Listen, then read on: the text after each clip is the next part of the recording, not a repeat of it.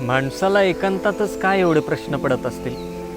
एकांतात शांतता असते म्हणून की कुणीतरी सोबत लागतं म्हणून? बरं, माणसाला जगायला काय लागतं? 2 वेळेपुरती भाकर, एखाद्या माणसाचा सहवास, की अजून काय?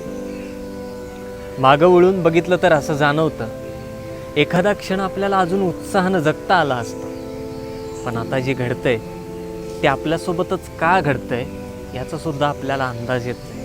आईवडिलांची, मित्रांची, शाळेची सतत येणारी आठवण, बदलते जीवनमान, नाव, पैसा, करिअर यामध्ये सतत भेडसावणारा प्रश्न म्हणजे माणसानं जन्माला आल्यानंतर आयुष्यात नेमकं करायचं काय असतं? शिक्षणासाठी, कामासाठी मोठ्या शहरात येण्याची हौस कुठल्याच खेड्यातल्या पोराला नसते. जर आमचे खेडे स्वयंपूर्ण असते, सगळ्या गोष्टी नीट व्यवस्थित असत्या, तर 500 किलोमीटर लांब झक मारायला आलो असतो का? आपल्याकडे एक गोष्ट कायम सांगतात, कुछ पाने के लिए कुछ खोना पडता है, किंवा काही मिळवायचं असेल तर काहीतरी गमवावं लागतं. मी म्हणतो, हे ठरवलं कोणी? आणि का गमवायचं? जी गोष्ट आपल्याकडे आहे ती आपण जर नीट सांभाळली, जतन केली, तर ते आपल्याला आयुष्यभर पुरेल आणि उरेल सुद्धा. पण नाही, आपल्याला तर आपलं स्वतःचं, जिल्ह्याचं, गावाचं नाव मोठं करायचं, ते पण आपली जवळची माणसं सोडून 500 किलोमीटर लांब बोंबलत जायचं. खरं तर याला बऱ्याच गोष्टी कारणीभूत आहेत. दिवसेंदिवस भकास होत चाललेली गावं, वाढत चाललेली गुन्हेगारी.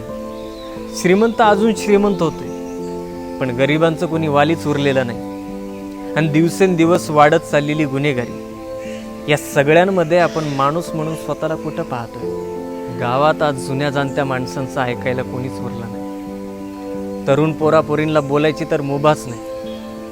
असेलही म्हणा, पण किती जणांचं ऐकलं जातं? आणि त्यात आपण महासत्ता होण्याचं स्वप्न रंगवते. म्हणजे चांगली गोष्ट आहे, रंगवा की, कोण नाही म्हणते. पण किती दिवस मित्रासोबत चहा पिताना, सिगरेटीचे झुरके मारताना बोंबा मारायच्या. सकाळ झाली की पुन्हा जैसे ते. जसं काय बदल घडवायचा आपल्याच हातात आहे, पण हात आपले मोकळेच राहतात. एखाद दिवस असं वाटतं की आज काहीतरी बदल घडवा, पण दिवस संपतो आपल्या जुन्या रुटीनमध्ये अडकूनच. श्वास चालू राहतो, पण आयुष्य कुठं अडकलंय तेच कळत नाही आपल्याला. कधी कधी वाटतं की सगळं सोडून गावाकडे निघून जावं, जिथं वेळ थांबतो, जिथं माणसं अजूनही डोळ्यात ओळख शोधतात. पण वाटतं की गावाकडे जाऊनही आता काय उरलं नाही, आणि आपणही गावचे राहिलो नाही. शहरात गारवा शोधणं म्हणजे वाळवंटात पाणी शोधण्यासारखं आहे.